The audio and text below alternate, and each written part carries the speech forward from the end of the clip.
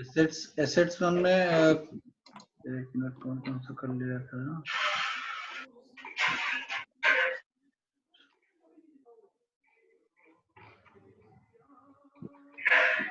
ये सब बता दिया था मैंने, फिक्स एसेट्स क्या होता है, करेंट एसेट्स क्या होता है।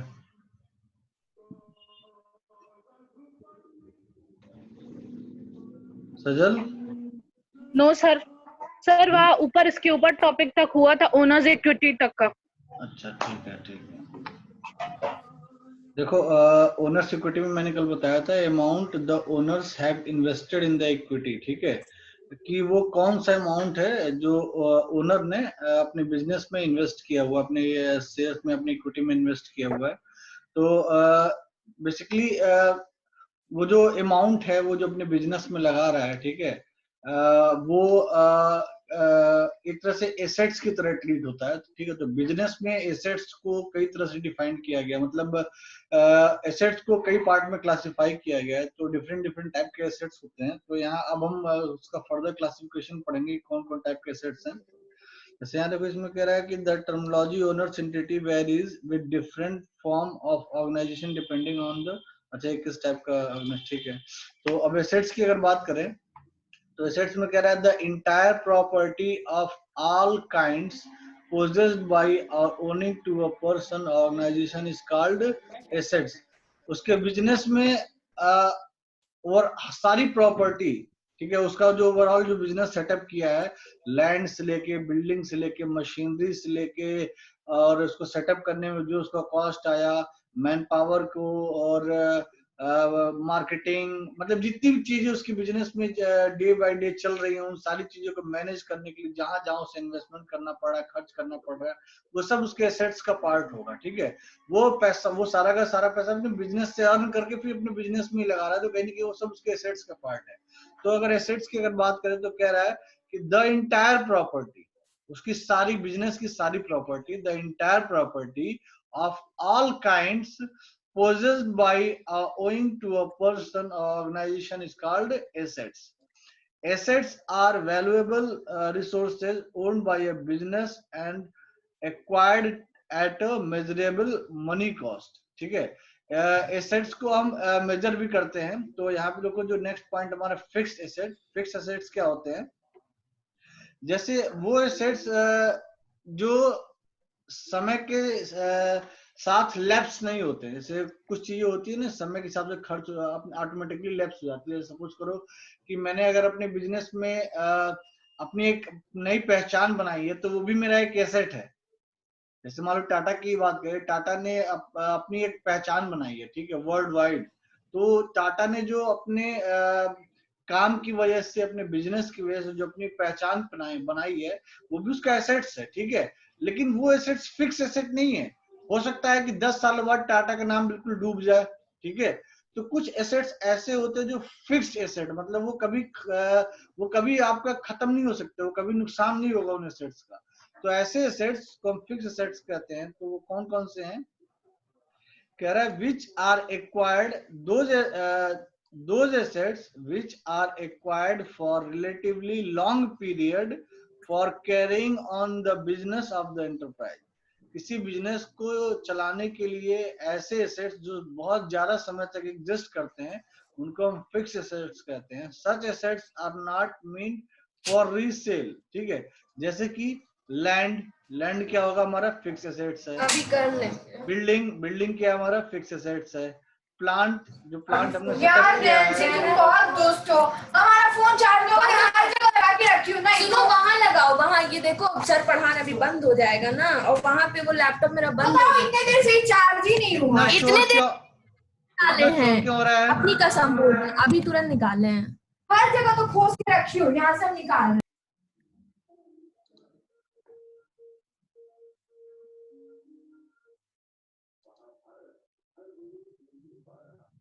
ये किसके साइड से इतना शोर हो रहा था भाई?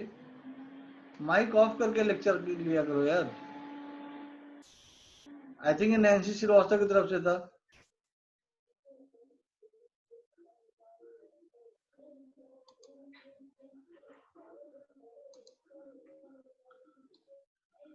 चलो तो जैसे लैंड हो गया, बिल्डिंग हो गया, प्लांट हो गया, मशीनरी हो गया, इन सब चीजों में जो हम इन्वेस्ट कर देते हैं तो वो हमारा क्या हो गया, वो भी एक एसेट्स है, वो भी हमारी एक संपत्ति बन गई, ठीक है।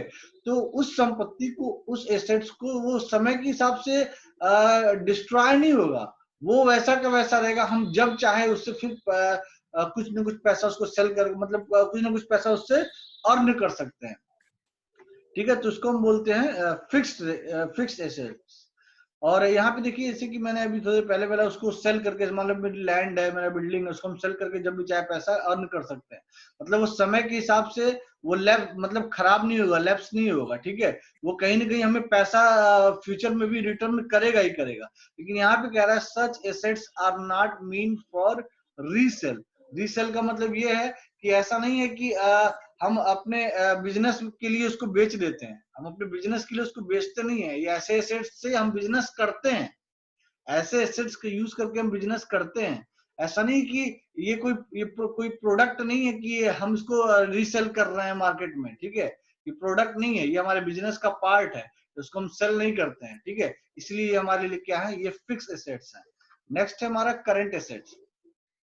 करंट एसेट्स का मतलब ये होता है, जैसे यानी कह रहा है these assets are also termed as floating or circulating assets. Such assets are acquired with the intention of converting them into their value constantly. The essential difference between current assets and fixed assets is that the current assets are held essentially for a short period. Current assets are held essentially for short period, and they are meant for converting into cash, like unsold stock, debtors bills, receivable, bank balance, cash in hand. ये सारे क्या हमारे current assets हैं। मतलब ऐसे assets, current assets are held essentially for a short period. ऐसे assets जो बहुत कम समय के लिए हमारे साथ रहते हैं। जैसे मेरे पास अगर 10,000 रुपया कैश रखा हुआ है, तो वो पैसा डेफिनेटली, पैसा कैश के फॉर्म में मेरे पास हो तो डेफिनेटली खत्म हो जाएगा, ठीक है। मेरे बैंक में, मेरे अकाउंट में अगर बैंक बैलेंस है प्रॉपर, तो वो भी, अगर बैंक बैलेंस है तो डेफिनेटली कहीं ना कहीं खर्च हो ही जाएगा, क्योंकि वो कैश के फॉर्म में है, उसकी लिक्विडिटी बहुत ज्यादा है, ठीक है। लेकिन अगर वो मैंने लैंड के फॉर्म में रखा हुआ है, तो क्या जब मैं चाहूँ, मुझे अगर आज पैसे की जरूरत पड़ गई, मान लो मेरे 20 लाख की जमीन है, मुझे 10,000 रुपए की जरूरत है, क्या मैं जमीन को बेच कर 10,000 रुपया लूंगा? नहीं ना, ये तो बेवकूफी होगी ना। तो वो करंट एसेट्स नहीं कहलाएगा। लेकिन करंट एसेट्स ऐसे होते हैं जो बड़े शॉर्ट पीरियड के लिए हमारे साथ रहते हैं, हमारे बहुत शॉर्ट पीरियड के लिए हमारे पास होते हैं, जैसे कि जिनको हम इजिली कैश में कन्वर्ट कर सके। They are mean for converting into cash, जिनको हम इजिली कैश में कन्वर्ट कर सके। जैसे सपोज कर मैंने शेयर परचेज किया हुआ है, ठीक है, तो जब मैं चाहूँ अपने शेयर बेच सकता हूँ, लेकिन जब मैं चाहूँ तो अपनी जमीन, अपनी कंपनी नहीं बेच सकता हूँ। जमीन और कंपनी बेचने का बहुत लॉन्ग प्रोसेस होता है, ठीक है। वो हमारे फिक्स एसेट्स है। लेकिन अगर मैंने कोई शेयर परचेज किया हुआ किसी कंपनी का, तो शेयर में जाऊँ जब चाहूँ तब सेकंडों में बेच सकता हूँ, और बेचते ही वो कैश के फॉर्म में मेरे पास आ जाएगा। वही कह रहा है, ये शॉर्ट पीरियड के लिए होते हैं, and they are mean for converting into cash, और इनको हम इजिली कैश के फॉर्म में कन्वर्ट कर सकते हैं। जैसे कि हमारा स्टॉक हो गया, ठीक है, डिवेटर्स बिल हो गया, और रिसीवेबल बिल हो गया, बैंक बैलेंस हो गया, कैश इन हैंड, हमारे हाथ में कैश हो, ठीक है। तो ये सारे, ये ऐसे एसेट्स जो जिनकी लिक्विडिटी बहुत ज्यादा हो, जैसे हमारा शेयर है, हमारे पास मेरे हाथ में पैसे हैं, या मेरे बैंक बैलेंस प्रॉपर है, तो ये सारे क्या कहलाएंगे, ऐसे एसेट्स जिनको हम करंट एसेट्स कहेंगे।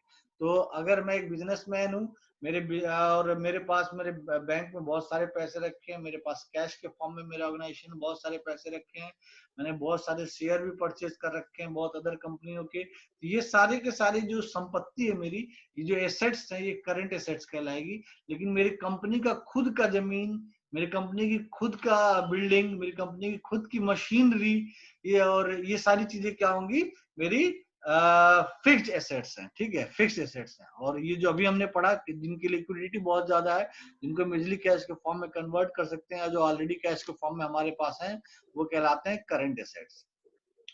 नेक्स्ट है फिक्स्ड एसेट्स, इसमें क्या है कि ऐसे एसेट्स जैसे कि assets of no real value but includes in the balance sheet for legal or technical reasons। जैसे कि अगर हमने अपने बिजनेस के लिए एडवर्टाइजमेंट में कहीं बहुत सारा पैसा खर्चा किया है, ठीक है, अपने बिजनेस को सेटअप करने के लिए जैसे होता नहीं कि हम कोई प्लांट सेटअप करते हैं, कोई बिजनेस सेटअप करते हैं, तो पॉलिटिशियंस को बहुत सारे पैसे देते हैं कि हमारा कहीं काम ना रुके, हमारी कहीं फाइल ना रुक जाए, या फिर हमारा कोई पेपर वर्क है मतलब पेंडिंग ना हो जाए जिसकी वजह से हमारी कंपनी को सेटअप होने में प्रॉब्लम हो, और इस समय अपने बिजनेस का एडवर्टाइजमेंट करना है, ठीक है।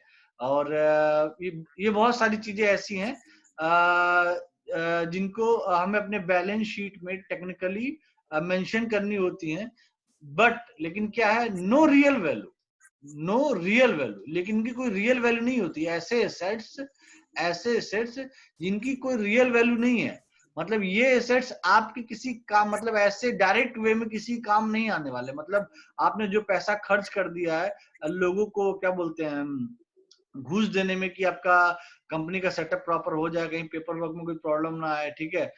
बिल्डिंग के कंस्ट्रक्शन में आपने वहाँ के जो डेवलपिंग अथॉरिटी है उसको कुछ घूस दे दिए, ठीक है। मान लिया आपने लैंड एक्वायर किया, लैंड एक्वायर करते समय बहुत प्रॉब्लम्स आई, तो आपने वहाँ के जो लोकल अथॉरिटी थी गवर्नमेंट की उनको कुछ घूस दिया ताकि मतलब क्या बोलते हैं आपके लैंड परचेज करने में, आपका ओवरऑल सेटअप करने में कहीं कोई प्रॉब्लम ना आए। सो नॉर्मली होता नहीं, हम कोई इंडस्ट्री सेटअप करने जाते हैं तो अगर जिनकी जमीन हम लेते हैं इंडस्ट्री सेटअप करने के लिए, अगल बगल गांव वाले बहुत प्रॉब्लम क्रिएट करते हैं, तो वहाँ बहुत सारे पैसे खर्च करने पड़ते हैं। छोटे मोटे एक्सपेंसेस ऐसे होते हैं जो हमारे लिए रियल वैल्यू नहीं देते हैं, जो हमारी संपत्ति में एक जैसे काउंट नहीं होंगे। Assets of no real value, ऐसे एसेट्स जिनकी कोई रियल वैल्यू नहीं होती, नो रियल वैल्यू, ठीक है, but include in the balance sheet, लेकिन हम इनको अपनी बैलेंस शीट में दिखाते हैं फॉर लीगल और टेक्निकल रीजंस। जैसे अगर हमने कहीं खर्च किया है, अगर मैंने किसी को घूस ही दिया है, तो हम अपने बैलेंस शीट में ये नहीं मेंशन करते हमने किसी को घूस दिया, हम उसमें ये मेंशन करते हैं during the land acquire we expense this amount, ठीक है। तो ताकि उससे ये हो कि हाँ हमने भी ये अमाउंट अपने बिजनेस सेटअप करने के लिए खर्च किया। तो ये हमारा कहलाता है फिक्स्ड एसेट्स। नेक्स्ट हमारे टेंजेबल एंड इनटेंजेबल एसेट्स, ऐसे एसेट्स जिनको हम हाथ से छू सकते हैं और ऐसे एसेट्स जिनको हम हाथ से छू नहीं सकते हैं, ठीक है। फॉर एग्जांपल जैसे सपोज करिए कि मैंने कुछ अलग तरह का एक इलेक्ट्रॉनिक गैजेट बनाया, बहुत अलग तरह का एक नया इलेक्ट्रॉनिक गैजेट बनाया जो आज तक कभी किसी ने नहीं बनाया, ठीक है। तो कहीं ना कहीं वो पेटेंट होगा मेरे लिए,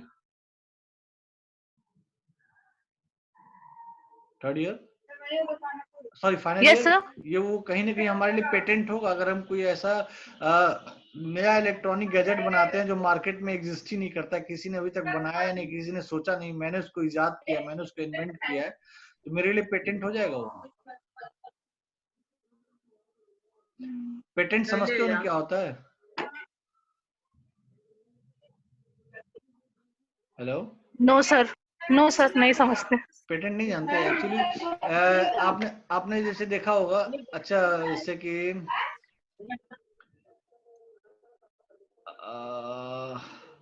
जैसे एंड्रॉयड की बात कर लो, ठीक है। एंड्रॉयड को किसने खोजा था, किसने इजाद किया एंड्रॉयड? एंड्रॉयड किसने इजाद किया, किसने इन्वेंट किया एंड्रॉयड को? फाइनल ईयर, एंड्रॉयड किसने इन्वेंट किया, किसने खोजा एंड्रॉयड को, किसने बनाया एंड्रॉयड?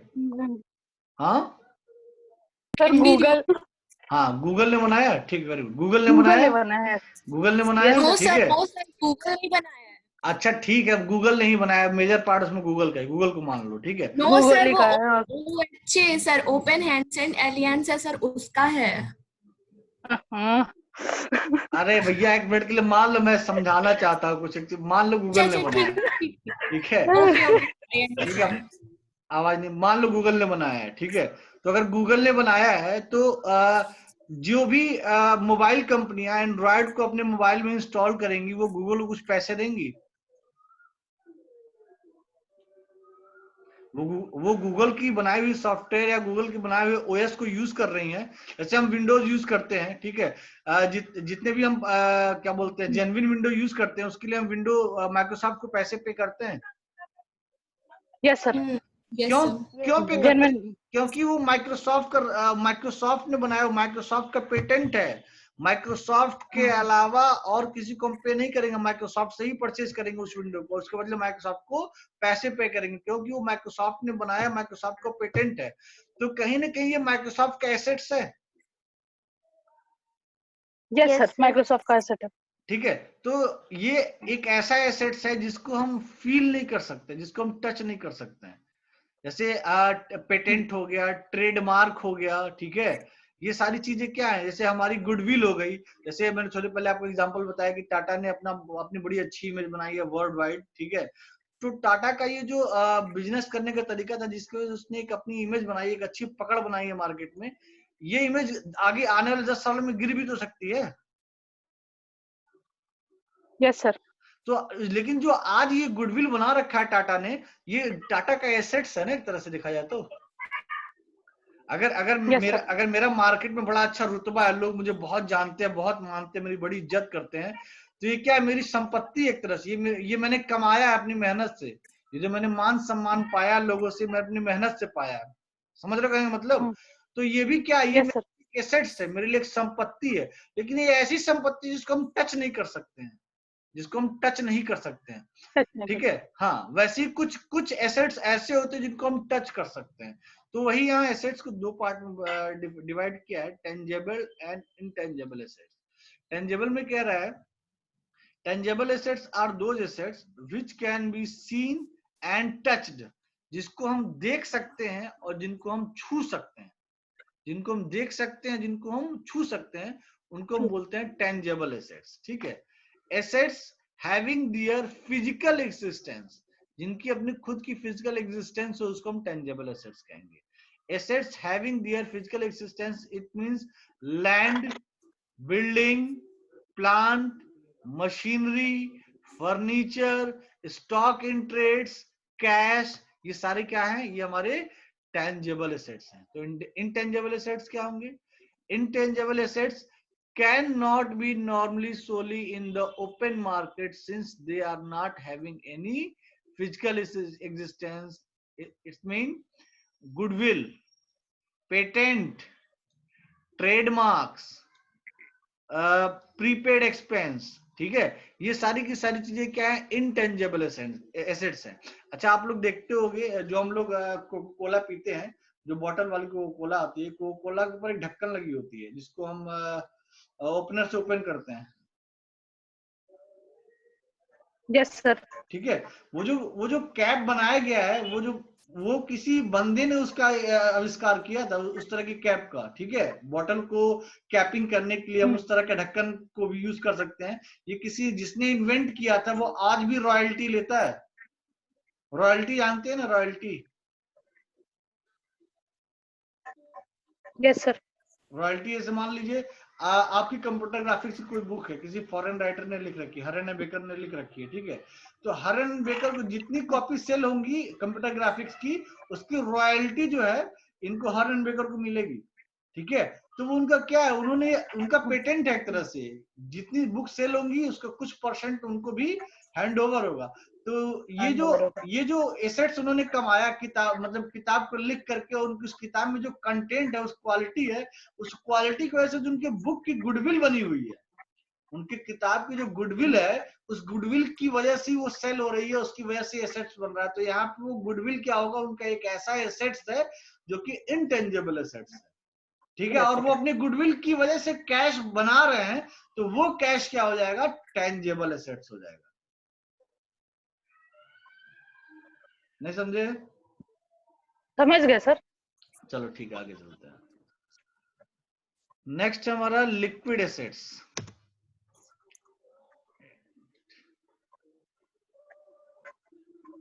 अटेंडेंस बीच बीच में लेते रहना, ठीक है। जो मैक्सिमम अटेंडेंस होगी वो मुझे भेजना। जैसे अभी 21 है, ठीक है, हो सकता हो किसी का डिस्कनेक्ट हो गया हो, फिर वो कनेक्ट करे तो 23 हो जाए। तो बीच बीच में स्क्रीनशॉट लेते रहना, जो मैक्सिमम अटेंडेंस होगी वो भेज देना मुझे। नेक्स्ट हमारा लिक्विड एसेट्स। लिक्विड एसेट्स का मतलब है assets that can be easily converted into cash like bank accounts. तो जो पहले मैंने आपको बताया था कि अगर मुझे 10,000 रुपए की जरूरत है तो, और मेरे पास मान लीजिए 30 लाख रुपए की जमीन है, तो क्या मैं अपनी उस 10,000 की जरूरत को पूरा करने के लिए जमीन बेच पाऊंगा? नहीं सर। यार मुझे उस जमीन को बेचने में भी बड़ा दुख होगा, मतलब मैं चाहूंगा ही नहीं कि मैं अपने 10,000 की जरूरत पूरा करने के लिए मैं अपने 30 लाख की जमीन को बेच दूं। समझ रहे कहने मतलब?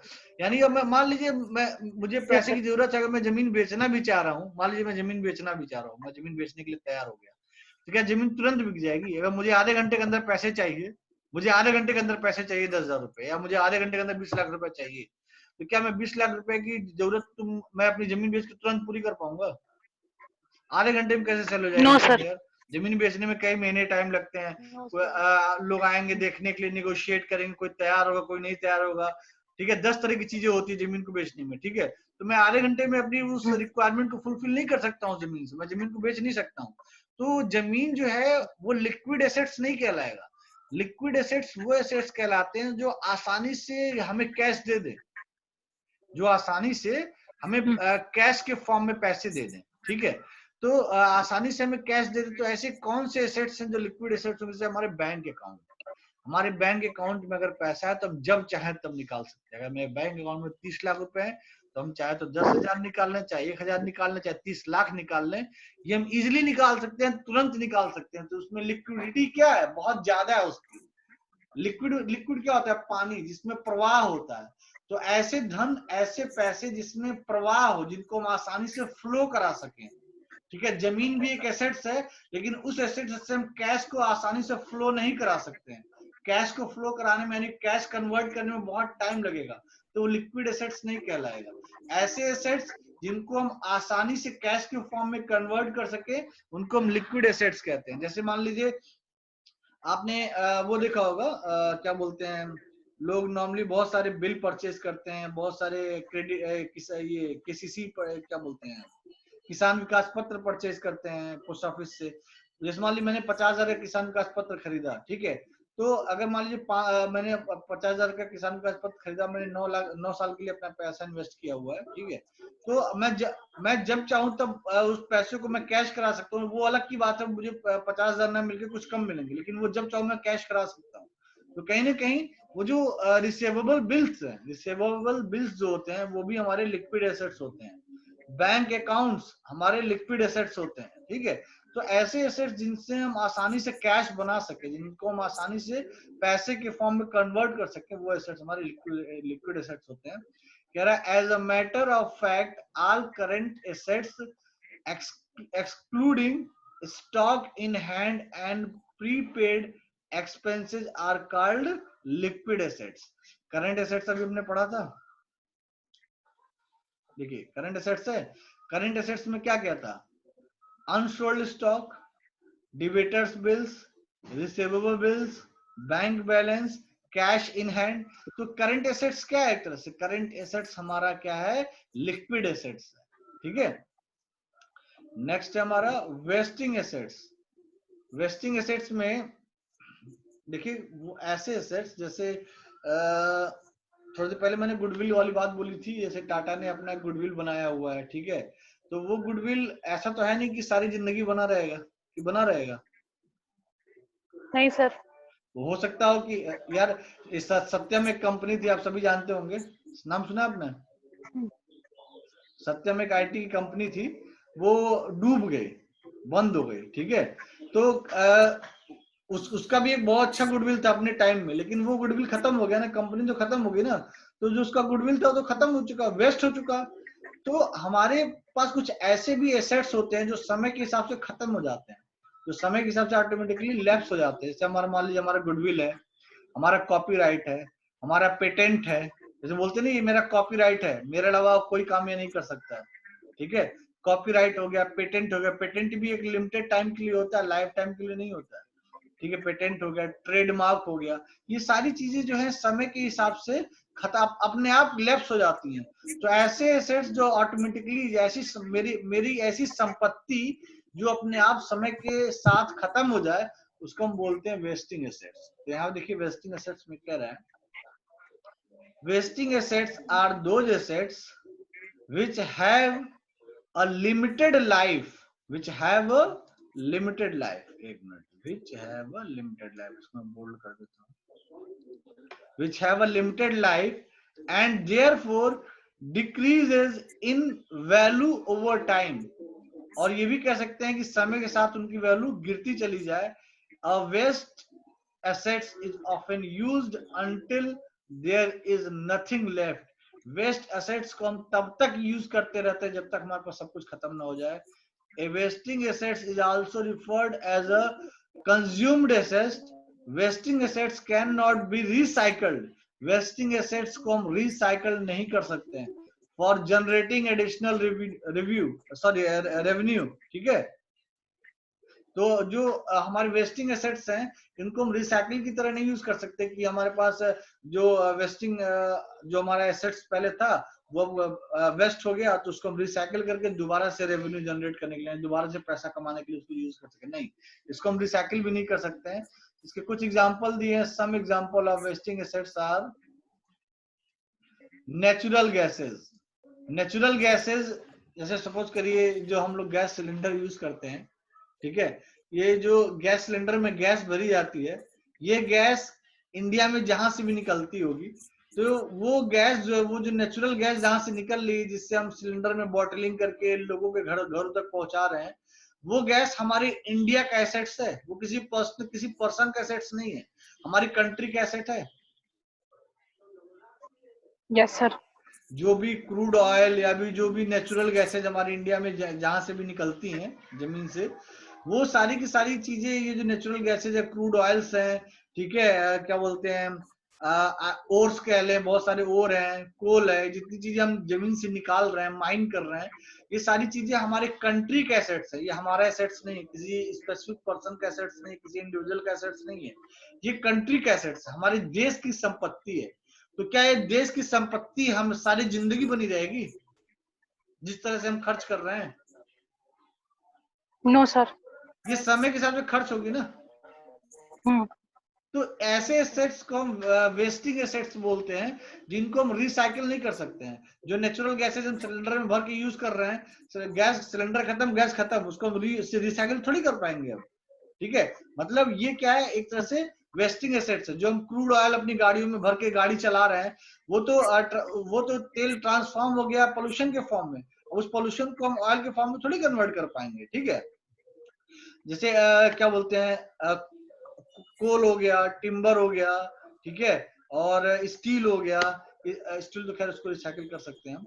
और कॉपीराइट हो गया, पेटेंट हो गया, ट्रेडमार्क हो गया. ये सारी चीजें क्या है, हमारी वेस्टिंग एसेट्स है. मतलब इन एसेट्स को हम लिमिटेड लाइफ टाइम के लिए यूज कर सकते हैं और इनको तब तक यूज करते हैं जब तक ये खत्म नहीं हो जाते हैं. और अगर एक लैप्स हो जाते हैं तो उनको रिसाइकिल भी नहीं कर सकते. तो ऐसे एसेट्स को वेस्टिंग एसेट्स बोलते हैं. नेक्स्ट है हमारा फिक्स्ड एसेट्स. फिक्स्ड एसेट्स में कह रहा है these are those assets which are acquired for relatively long period for carrying on the business of the enterprise. Such assets are not meant for resales. एक minute,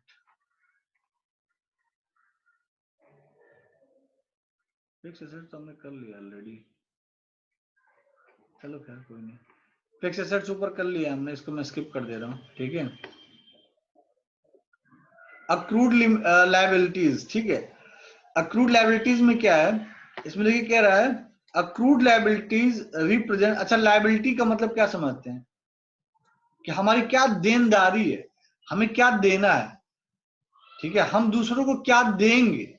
ठीक है, तो accrued liabilities क्या है, accrued liabilities represents expenses or obligation incurred in the previous accounting period, but the payment for the same will be made in the next period.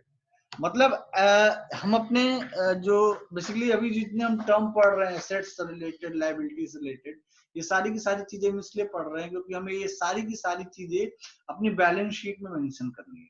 तो balance sheet में mention जब हम करेंगे तो हमें पता होना चाहिए ना कि जो चीज हम यूज कर रहे हैं अपनी बैलेंस शीट में उसका क्या मतलब है, क्यों यूज कर रहे हैं. तो एक टर्म और है एक्रूड लायबिलिटी, इसको भी हम यूज करते हैं अपने बैलेंस शीट में। तो इसका मेन मतलब, इसका मेन पर्पस क्या होता है, इसका मतलब क्या होता है? जैसे कुछ चीजें ऐसी होती हैं जो हर बिजनेस का एक फाइनेंशियल ईयर होता है, सबको पता है। Yes sir. ठीक है, तो सपोज करिए हमारा जो बिजनेस का फाइनेंशियल ईयर होता है वो 1 अप्रैल से 31 मार्च तक होता है। Yes sir. ठीक है, चलो ठीक है। तो सपोज करो मैंने 31 तारीख को कोई ऑर्डर प्लेस किया, 31 मार्च को, जो कि फाइनेंशियल ईयर का बिल्कुल लास्ट डेट है। मैंने 31 मार्च को कोई ऑर्डर प्लेस किया, ठीक है, लेकिन ऑर्डर तो तुरंत डिलीवर होगा नहीं। मान लो वो 10 अप्रैल को डिलीवर हुआ, तो वो ऑर्डर डिलीवर हुआ नेक्स्ट फाइनेंशियल ईयर में ना। Yes sir. तो हम क्या करेंगे, अभी हमने पेमेंट नहीं किया, क्यों? जब तक ऑर्डर नहीं प्लेस होगा हम पेमेंट नहीं करेंगे। तो हम पेमेंट कब कर रहे हैं? नेक्स्ट फाइनेंशियल ईयर में। नेक्स्ट फाइनेंशियल ईयर में। और हमने जो ऑर्डर प्लेस किया था वो करंट फाइनेंशियल ईयर में प्लेस किया था। तो वही कह रहा है, एक्रूड लायबिलिटीज रिप्रेजेंट्स एक्सपेंसेस और ऑब्लिगेशंस। ये उन खर्चों को प्रदर्शित करता है, उन खर्चों को रिप्रेजेंट करता है incurred in previous accounting period। Previous accounting period मतलब जो पिछले साल का 31 मार्च तक का हमारा फाइनेंशियल ईयर था, उस फाइनेंशियल ईयर में हम मेंशन करेंगे उस खर्चे को कि हम इतने 2 लाख रुपए का हमने ऑर्डर प्लेस किया है, but the payment for the same will be made in the next period. लेकिन उसका पेमेंट हम कब कर रहे हैं? नेक्स्ट फाइनेंशियल ईयर में कर रहे हैं। समझ में आ रहा है? Yes sir. सबको क्लियर है ना ये चीज? एक्रूड लायबिलिटीज क्या होता है?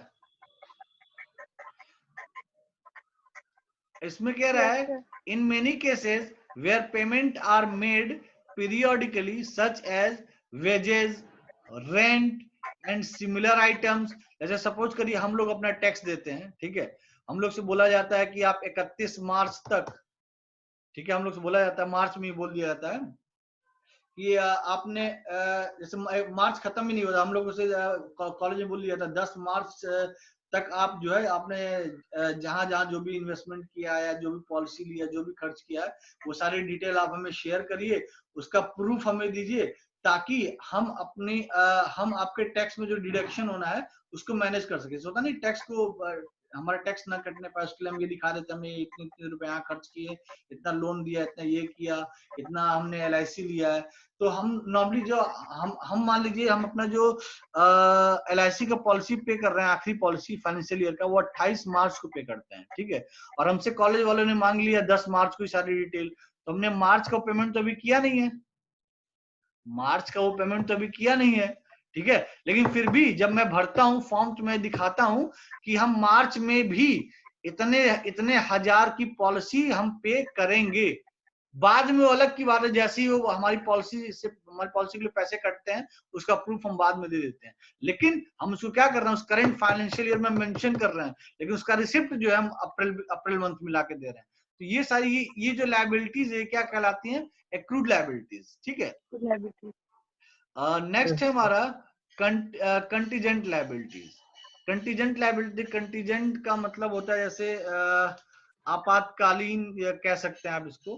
जैसे हर देश जो है, हर कंट्री अपने पास एक कंटीजेंटी फंड भी रखता है, और कंटीजेंटी फंड का मतलब होता है कि आपातकालीन फंड, जिसको हम किसी विकट अवस्था में या किसी ऐसी अवस्था में यूज करेंगे जब हम बिल्कुल हमारे पास कहीं से भी कोई स्रोत नहीं होगा। जो RBI होती है, RBI भी, रिजर्व बैंक ऑफ इंडिया जो है, RBI भी अपने पास एक कंटीजेंटी फंड रखती है। उस फंड को रखने का मेन मोटो उसका यही होता है कि जब हमारे पास सारे फॉरेन एक्सचेंज खत्म हो जाएंगे, सारे गोल्ड खत्म हो जाएंगे, हमारी कंट्री में एक ऐसी अवस्था आ जाएगी जब हम बिल्कुल कंगाल हो चुके होंगे, उस समय हम एक कंटीजेंसी फंड को ओपन करेंगे ताकि हम अपने काम को मैनेज कर सकें। ठीक है, जैसे घर में भी देखा होगा आपने, घर की औरतें थोड़ा बहुत पैसा छिपा के रखती हैं, चुपके करके। जब घर में बिल्कुल कंगाली आती, कहीं से कहीं कोई पैसे का स्रोत नहीं रहता, तो वही पैसे काम आते हैं। एक तरह से उस जो घर में महिलाएं जो पैसा चुरा के रखती हैं, उसको हम कंटीजेंसी फंड एक तरह से कह सकते हैं, ठीक है। तो कंटीजेंसी लायबिलिटी का मतलब ये होता है कि जब किसी कंपनी कंपनी ने फ्यूचर में किसी एक ऐसे इवेंट को फील कर रही है कि ये यार ये घटना हो सकती है हमारी कंपनी के साथ, और इस घटना में, इस इवेंट में मेरी कंपनी के 2 करोड़ रुपए जा सकते हैं, 2 करोड़ रुपए लगाने पड़ सकते हैं कंपनी को, लेकिन वो इंसिडेंस अभी अकड़ नहीं हुआ है। जैसे मान लो किसी कंज्यूमर ने कंपनी के ऊपर केस, कंपनी को ऐसा लग रहा है कि इस महीने हमने जो प्रोडक्शन किया उस प्रोडक्शन में यार हमारे प्रोडक्ट में कुछ फॉल्ट मुझे लग रहा है, और हो सकता है कोई कंज्यूमर कंप्लेन करे, कंज्यूमर फोरम में चला जाए, तो उसके बदले मुझे कुछ भरपाई करनी पड़ेगी, कुछ पैसे देने पड़ेंगे। तो कंपनी क्या करेगी, ये सोच रही है कि हो सकता है 6 महीने बाद कोई कंज्यूमर कंप्लेन करे कंज्यूमर फोरम में, जिसकी वजह से कोर्ट में मैटर चले, तो मुझे उस कंज्यूमर को उसके बदले कुछ पैसे देने पड़ जाए। तो कंपनी क्या करेगी, पहले से ही उस पैसे को अलग रख देगी कि इन पैसे को मैं ये मान के चल रहा हूँ कि भविष्य में जो विकट घटना घटने वाली है, उस घटना में, उस इंसिडेंस में मेरे कंपनी के कुछ पैसे जा सकते हैं। ठीक है, तो उस चीज को अनुमानित करते हुए वो कुछ पैसे साइड में रख देती है कि ये पैसे मेरे फ्यूचर में लगने वाले हैं, इस पैसे को मैं अपनी आपातकालीन अवस्था में यूज करूंगा, इसको मैं सुरक्षित रख रहा हूं। तो वो जो फंड कंपनी सेफ